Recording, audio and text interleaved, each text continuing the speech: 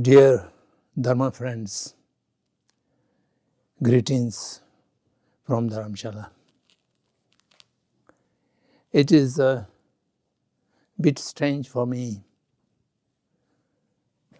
to talk with you without seeing each other.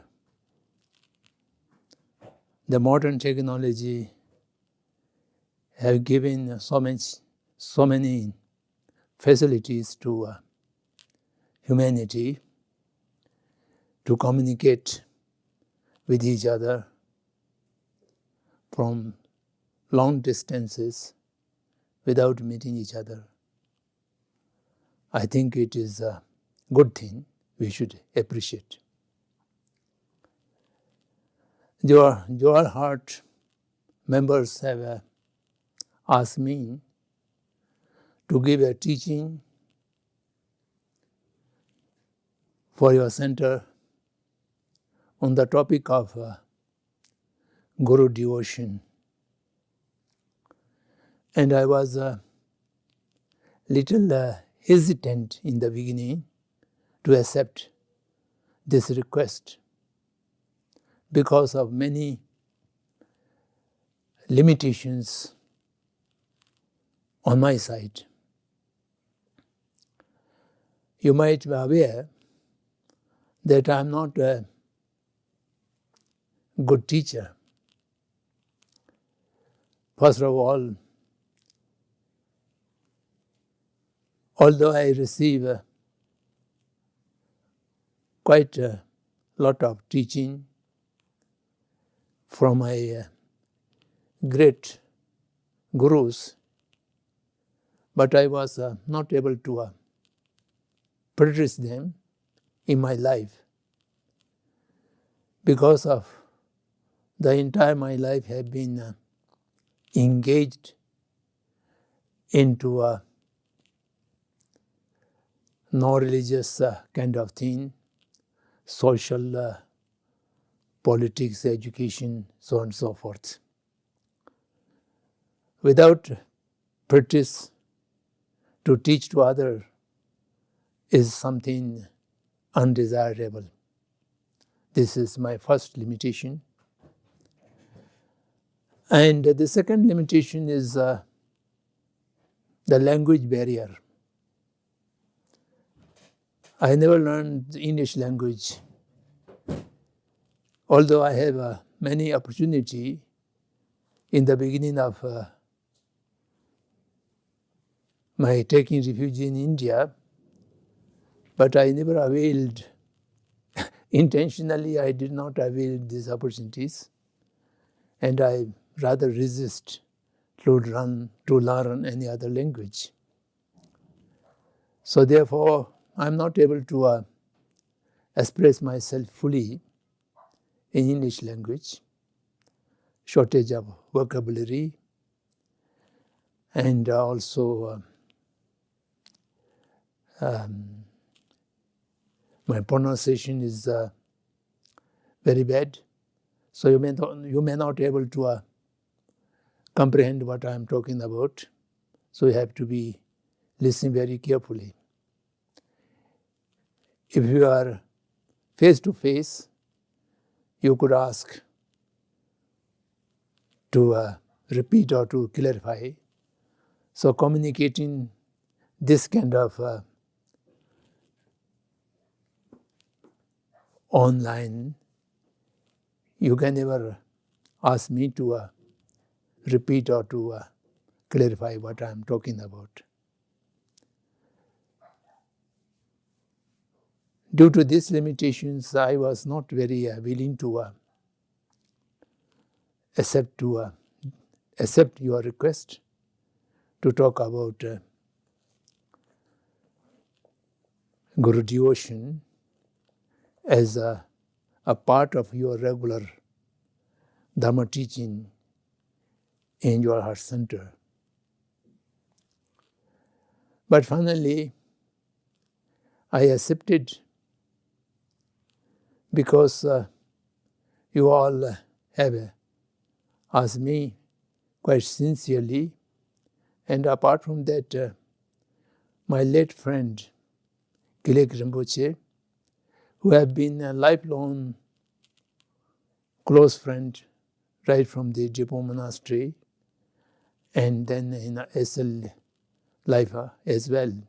So he was so kind to me, and I was told that he had instructed that I should also invite it to teach your center.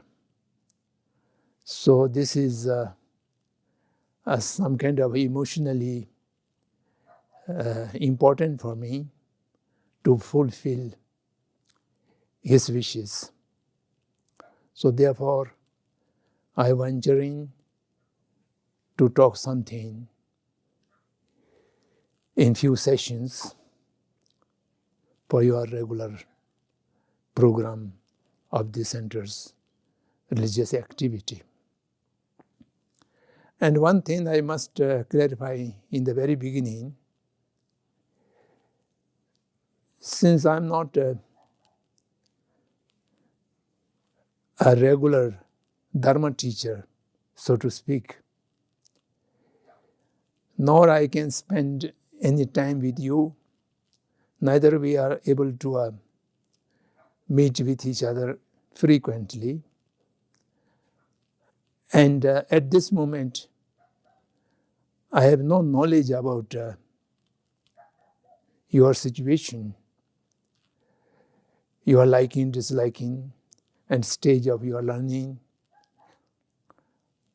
So therefore, my talk will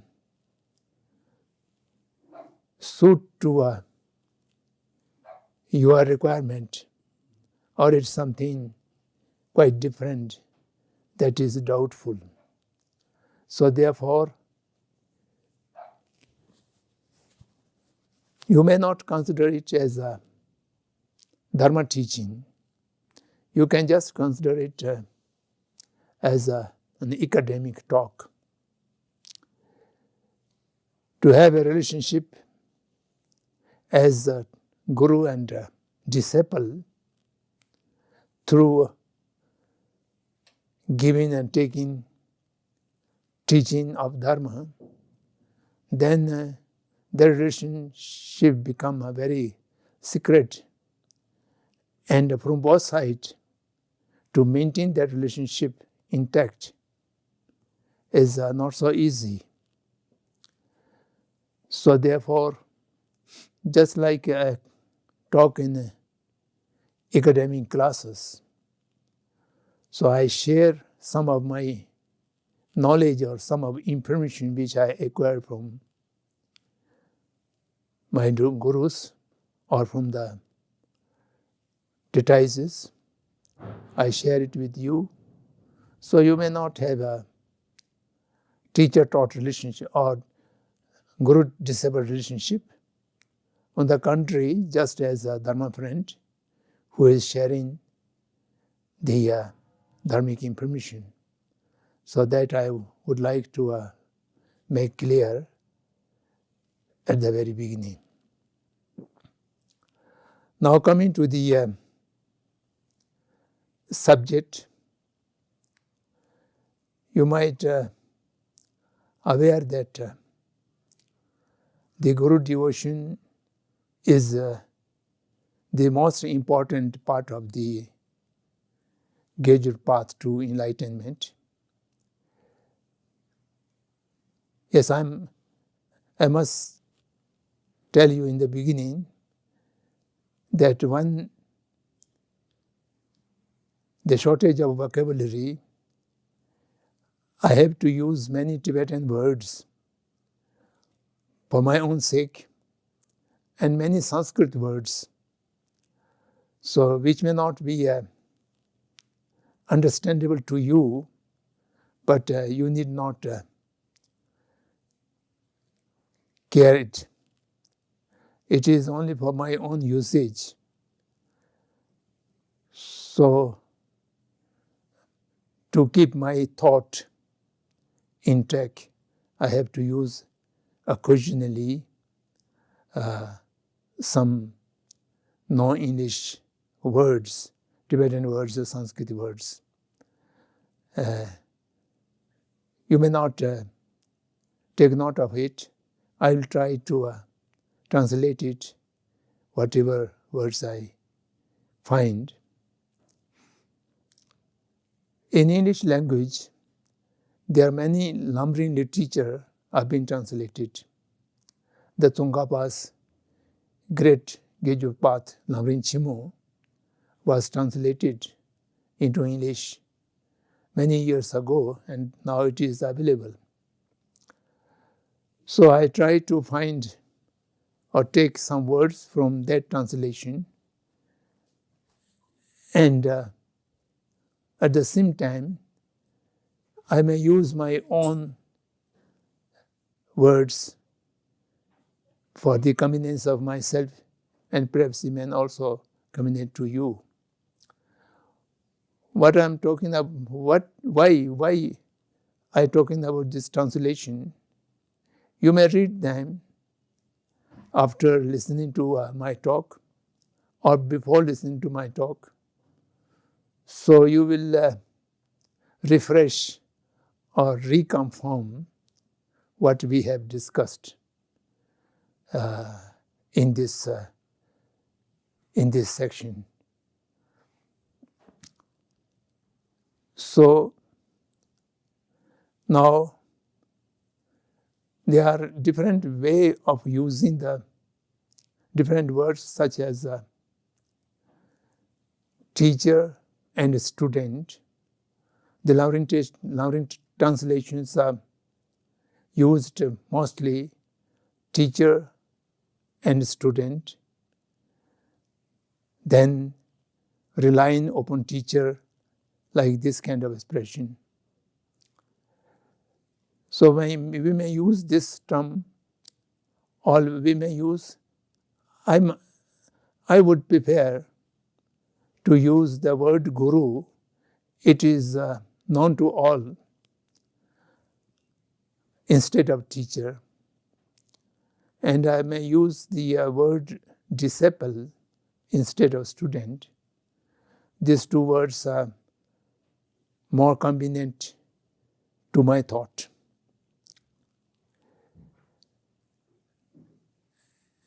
And having said that, now we will begin to enter into the basic discussion how to rely a disciple on the Guru, Shinyan Tembetsul. So this can also be said that Guru devotion, this is also good word. And this subject we will discuss in 5 chapters or in 5 points for the convenience of understanding it fully, and also to memorize it in a one of structure, sequence and structure, so that easy to practice or easy to think about and to study and to learn.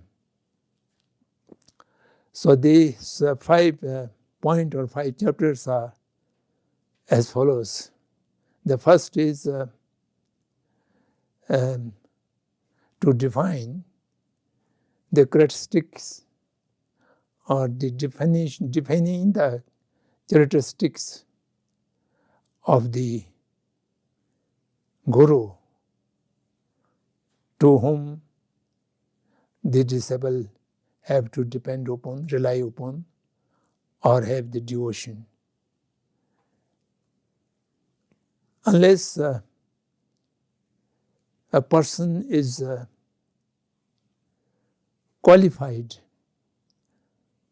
to become as a teacher, as a guru, to have disciples for path of Dharma. So there are certain basic requisite qualifications to become guru that need to be defined in the first chapter. Because any disciple who wish to rely on any guru, before having guru-disciple relationship, the disciple should examine the guru whether he possesses the required qualifications to become as a guru. And the person does not have those qualifications, then it is better not to establish a guru-disciple relationship. With that person, you may discuss matters of spirituality or dharma, but not as one's own guru, not receiving teaching, but just sharing information, as I am doing just now.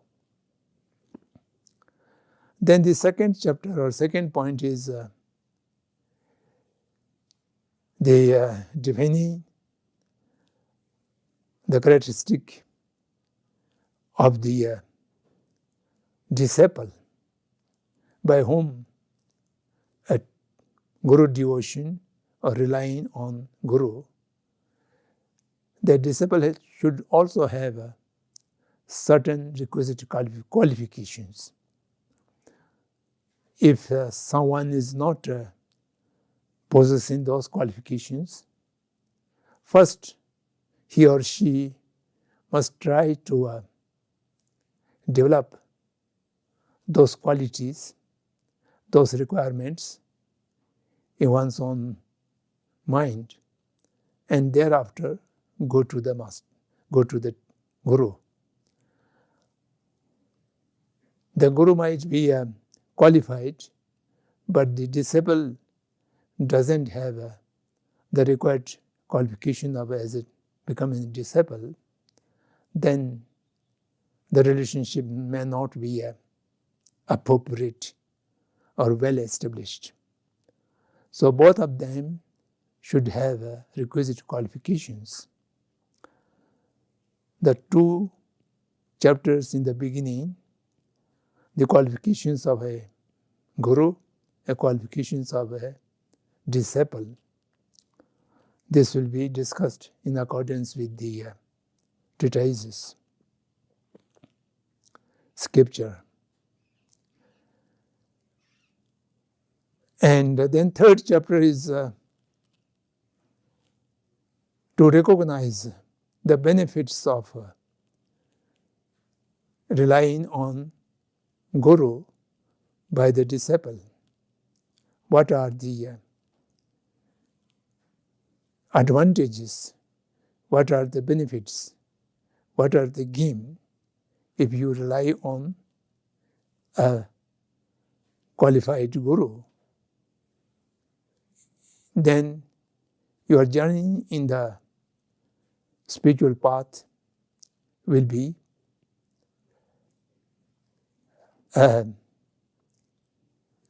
definitive and will progress according to one's own capacity and wish. Then the fourth is what are the faults? What are the disadvantages if you do not have a guru devotion? So this also needs to be considered.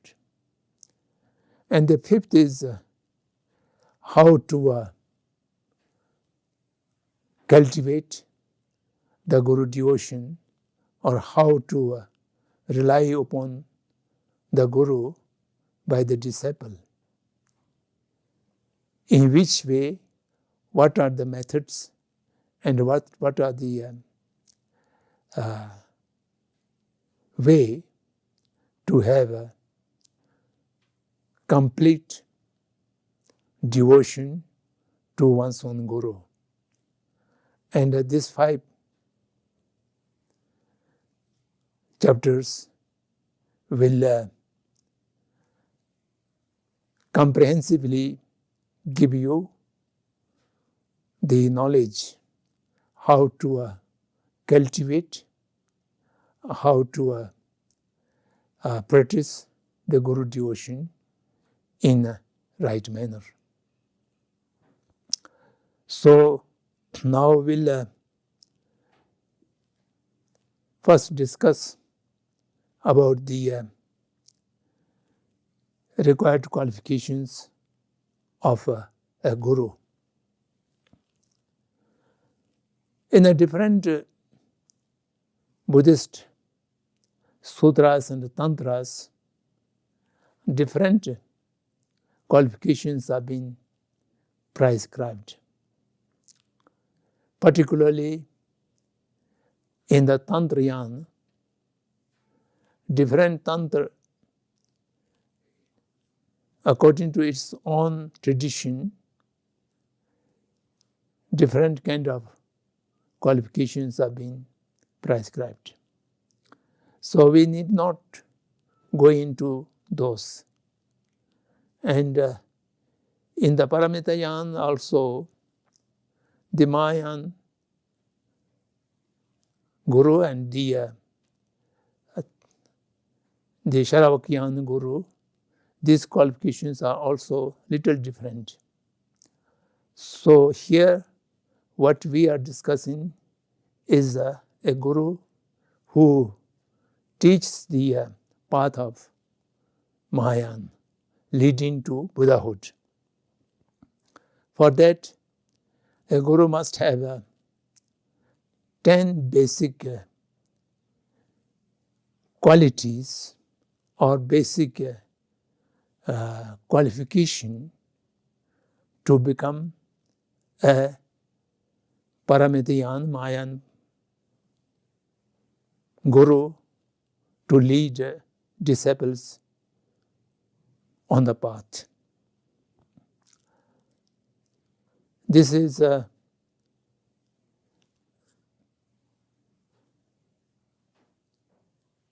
sum up, or it is clarified in a sequence by the Ayametrinath,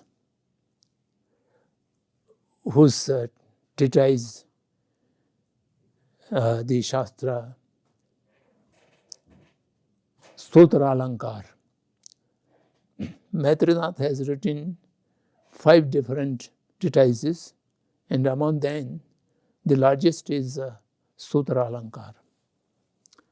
In the Sutra Alankar, he described 10 different qualifications for a Mahayan path Guru. And I may recite the word Shinye Tolwa Shiva Nirshiva Yunden Lava Zunje Lungicho Tini Rab Tola Make Den Zivedani Juapana Dens. This is a Tibetan word translated from its original Sanskrit. So the first is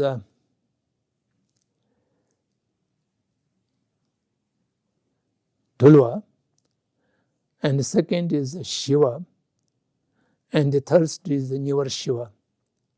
These 3 first qualifications is as a result of practicing the Buddha's basic teaching of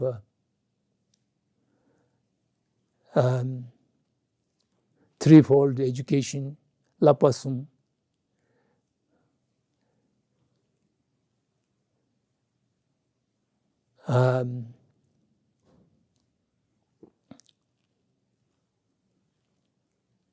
3 precious tanning. Some other translators used this. 3 precious tanning of mind. So that is the shield, the samadhi, and the pragya. Shield means moral codes or ethics. The samadhi is concentrative, meditative concentration or one-pointedness of mind, and then from that, analytical mind.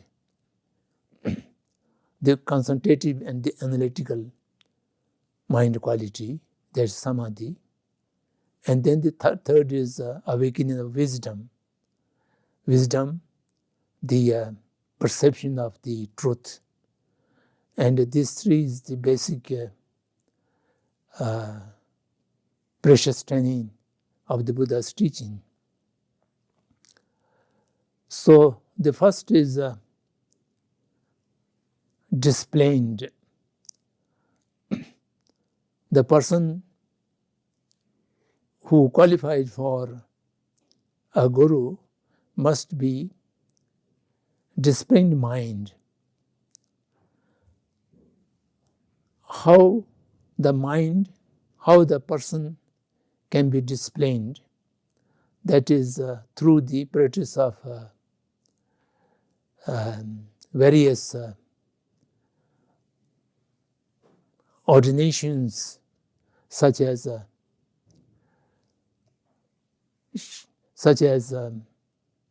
bhikkhu, bhikkhuni, or bodhisattva, or tantra.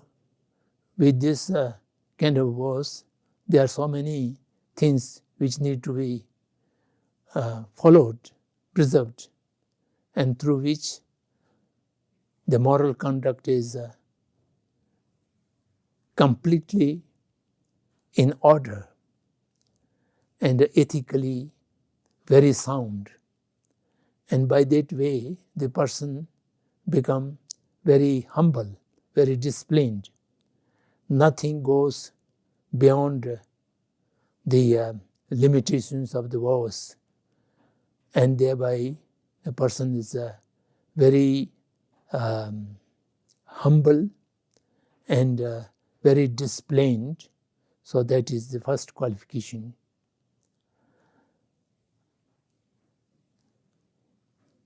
The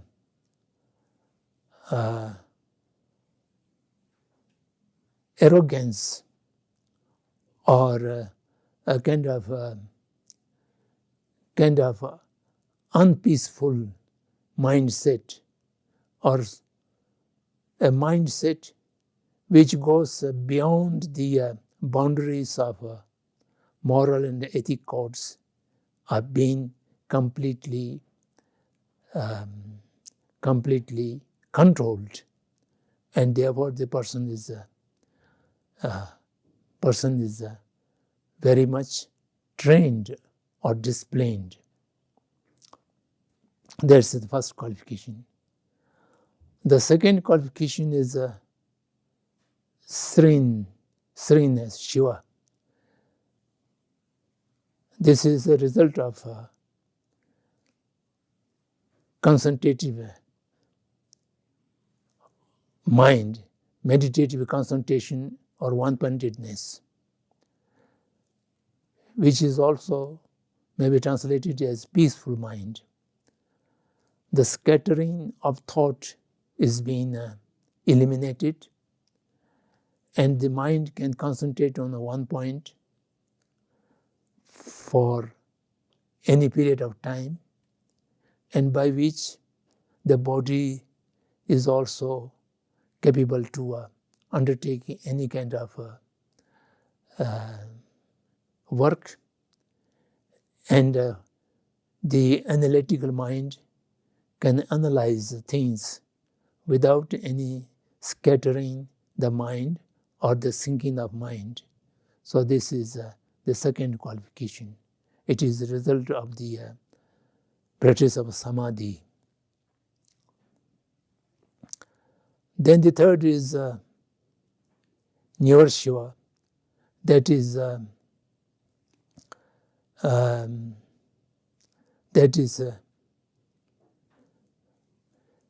thoroughly peacified mind.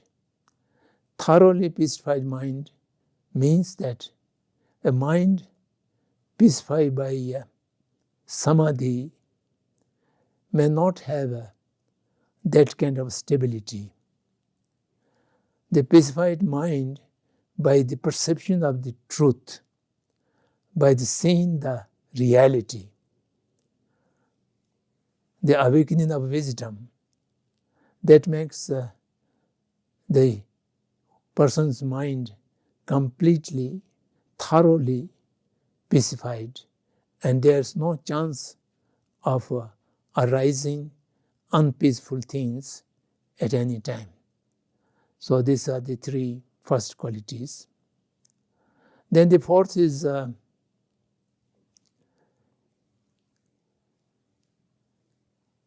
better quality than the disciple, Yunten Lhava. The Yunten can be translated as quality, or in this context it may also translated as knowledge. To become a guru, the person must possess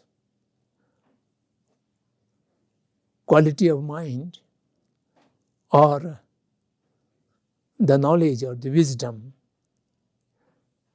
much superior than, much better than the disciple. If the knowledge and quality of mind is equal to the disciple, then the guru may not be able to lead the disciple in further development in the higher stage. So therefore, the fourth is superior quality or superior knowledge. And the fifth is Zunje.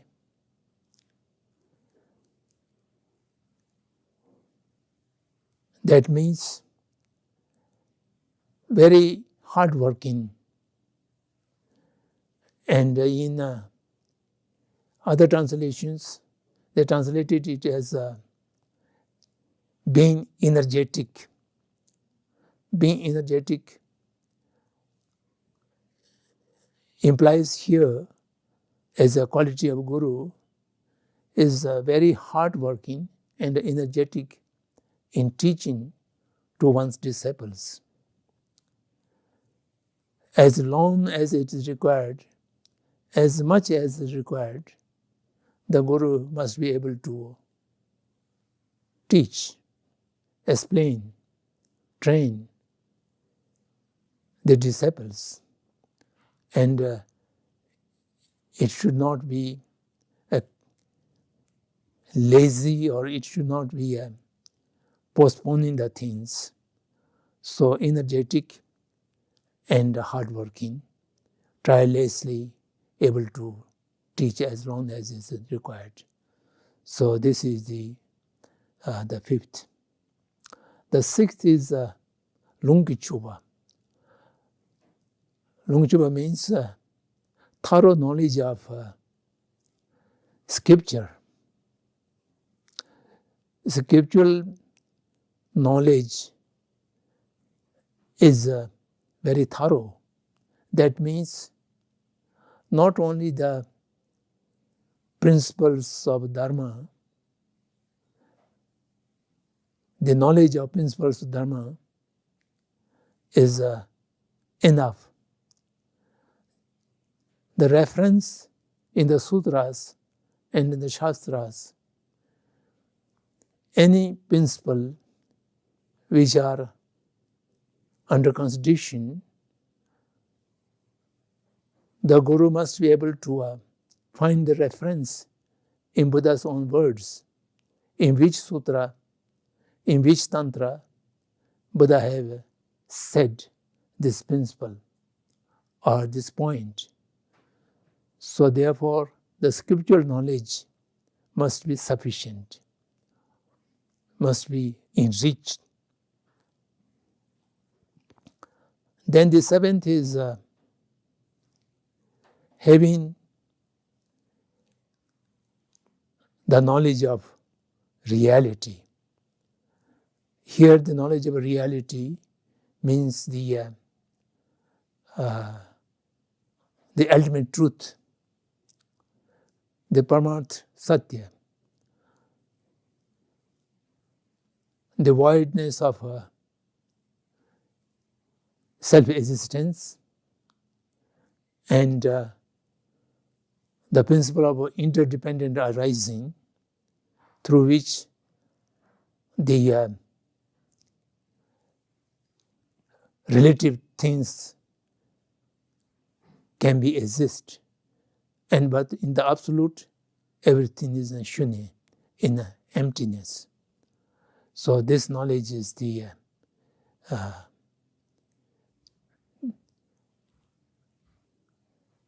Tinyi Rabtoba.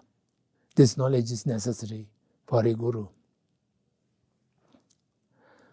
Then the eighth is skillful teaching, explanation. Skillful in interpreting the treatises or whatever the subject which need to be taught to the disciple. The teacher must have a very skillful way of explaining,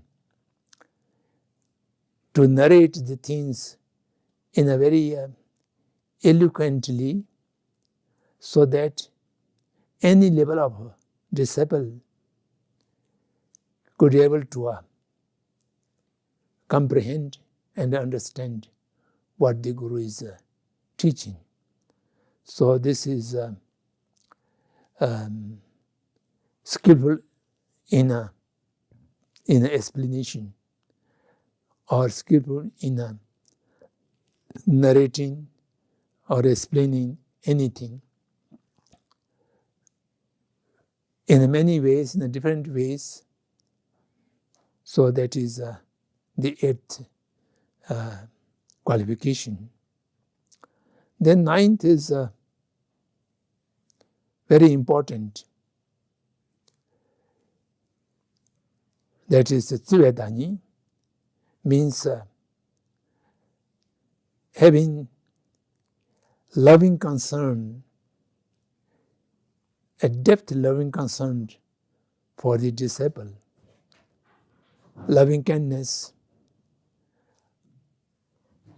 taking care of all the requirements, not only the teaching of Dharma, but also physical well-being, mental well-being, or worldly affairs, everything of the disciple is being taken care of. So a very intimate relationship with loving kindness, emotionally a kind of closeness, that is necessary for a good teacher, good guru. Then the 10th is Chuvapamba. This many in its translation use this abandoning, dispiritedness, working very hard, teaching the things with great effort, but the disciple are not able to comprehend or understand, and have to repeat again and over again, and which may irritate the teacher. And in such situation, a teacher must be no irritable, tirelessness, having no attitude of dispirited feeling, so able to cope with any dull and unintelligent disciple, may also be helped with appropriate methods and ways.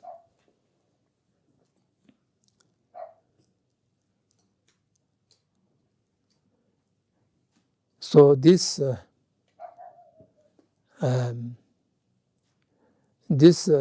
10 qualifications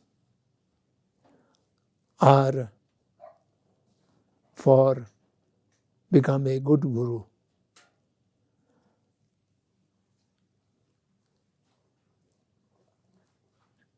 And in any way, to become a guru,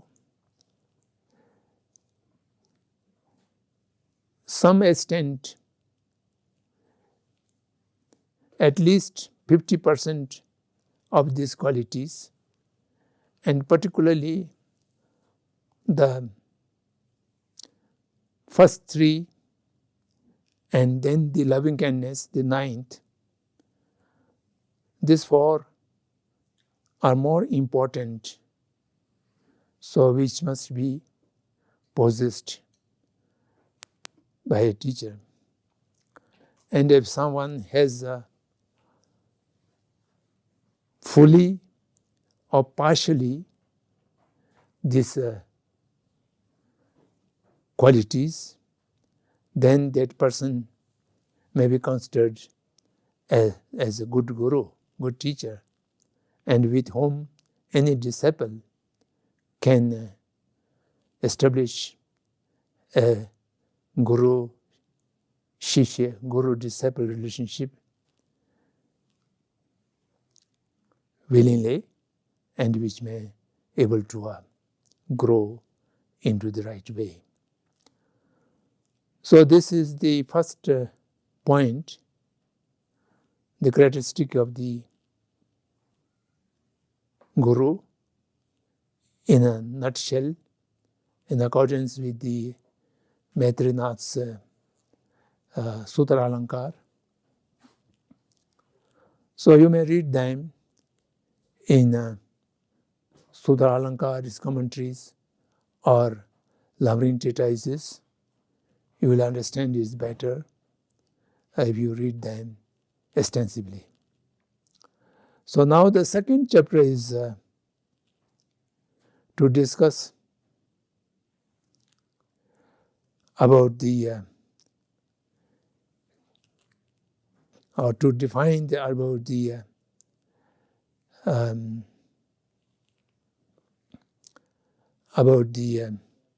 characteristic or qualifications of a disciple by whom a guru devotion is to be practiced. And for this, the source is Acharya Aryadev. Aryadev is a direct disciple of Nagarjuna, who have wrote the treatise Chaturashatak.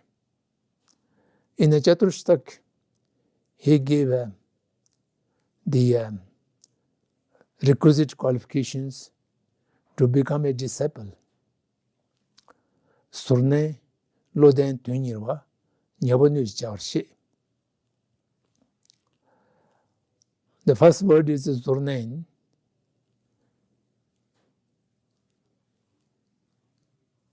It refers to a mindset which is literally translated as no partisan, non-partisan may not be easy to understand. Here it means that openness of the mind. Mind is not a biased one, unbiased mind, or having no prejudice, or having no rigidness on a certain position. A disciple listens to a teacher, whatever the disciple listens from teacher, if the disciple has his or her own prejudices or existing notions, or a kind of rigid idea, if teacher says something, then the disciple immediately think, oh, it is not.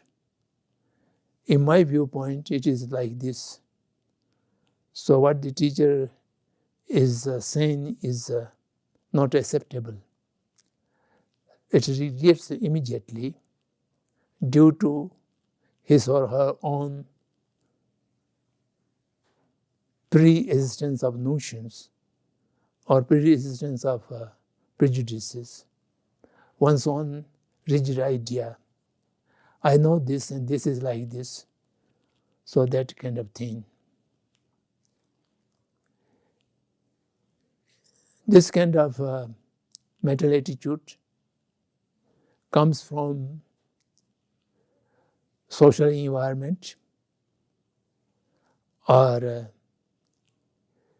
long perpetuated habits or ideas, certain ideas which are being entertained right from the childhood, or a commonly accepted thing which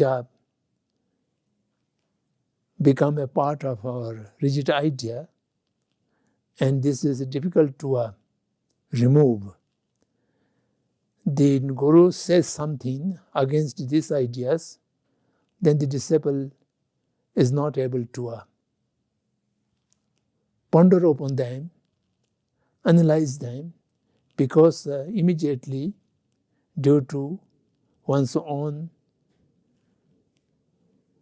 pre-entertained idea,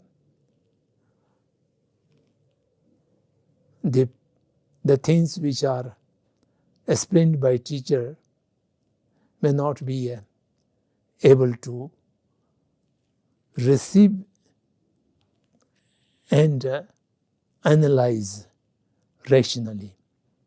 So therefore, the unbiased mind, open mind, having no rigid idea, pre-notions, so this is the first qualification. The second is intelligence, Lotan Temba.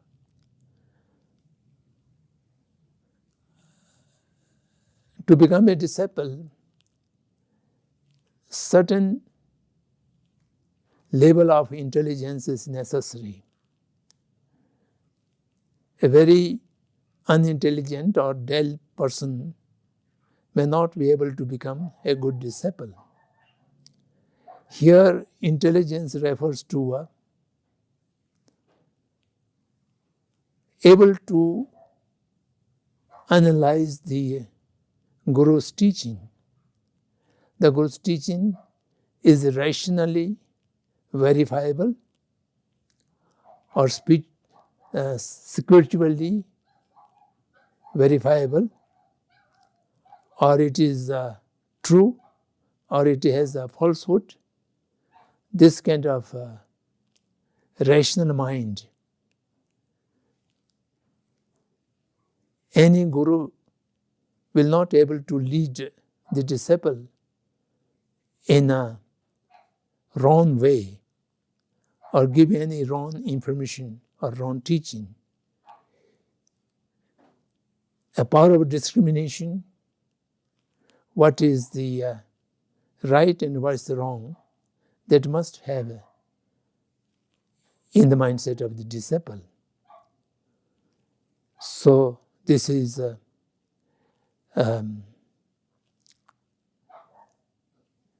sharp mind, an intelligent mind. That is the second requisite. And the third qualification is Tunyirwa,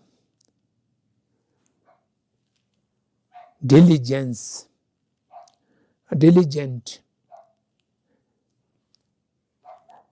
Most translators use the diligence. That means inquisitiveness, willing to learn, willing to understand, willing to go ahead with the learning process. So this is the third requisite. So discipleship needs to be possess these three qualifications. First of all, unbiased or having no prejudice in the matters of teaching, which is receiving from the Guru, and able to receive it without any immediate reaction, to listen them, to analyze them, and then to discriminate them. This problem is a major problem for the Guru-disciple relationship. Many disciples listens to the Guru with preconcepts in one's own mind.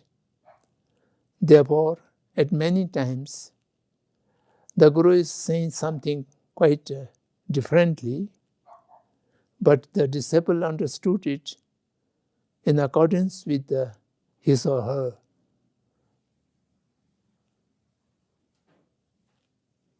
pre-notions, pre-ideas, and interpret in that way quite easily. Or at many times, what the teacher is trying to explain is being rejected right away because it is not in accordance with the preconcepts having by the disciple. So therefore, this is a hindrance to a good communication between Guru and disciple. So open mind is necessary, intelligent mind is necessary, diligent mind, willing to learn, inquisitiveness, questioning. This is necessary. So these three things as prescribed by the Aryadev in Chaturshtak.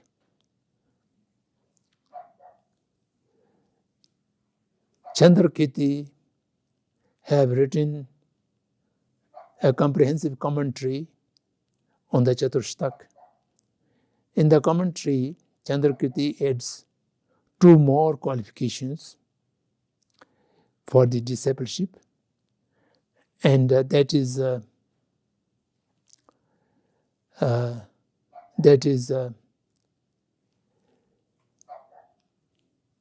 respectful to the teaching and teacher.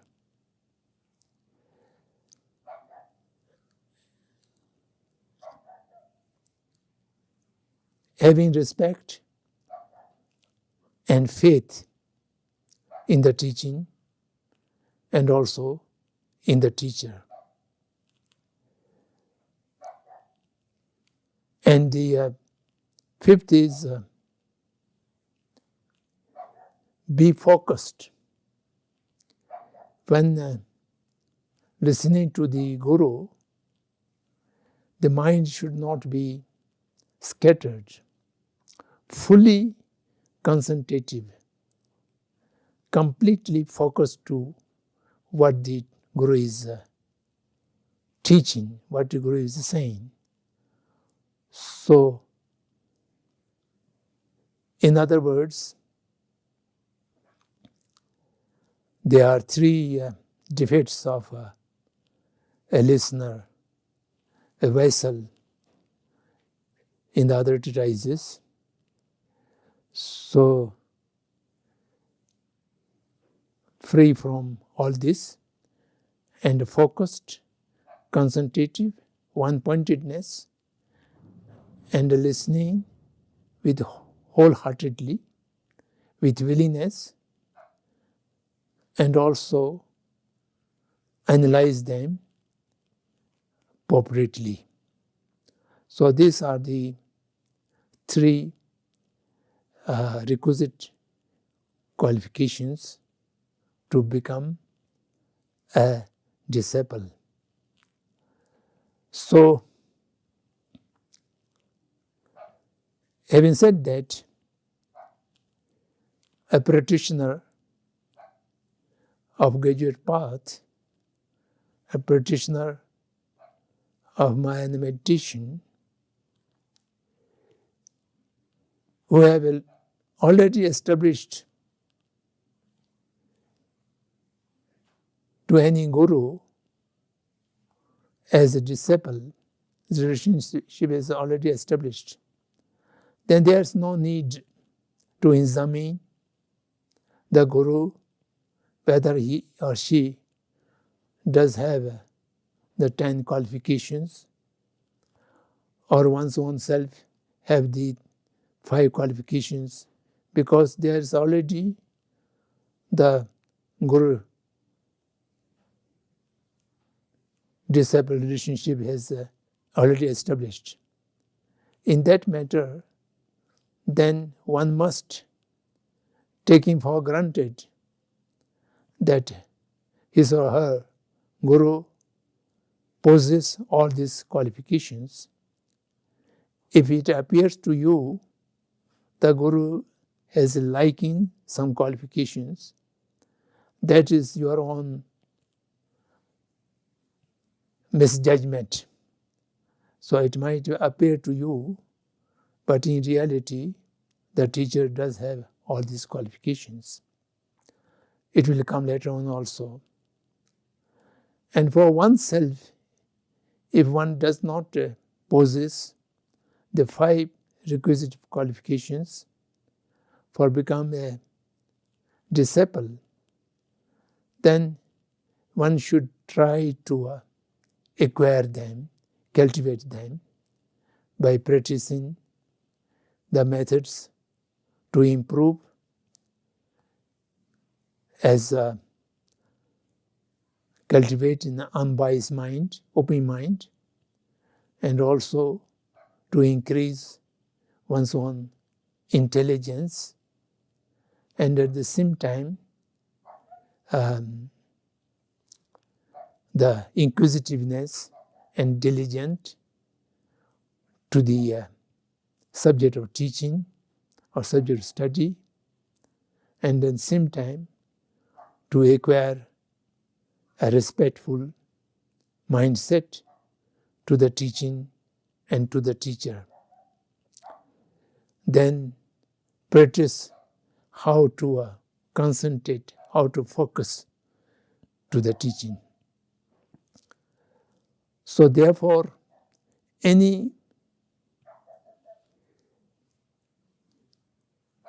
aspirant for a discipleship, before accepting any guru, it is very important to study,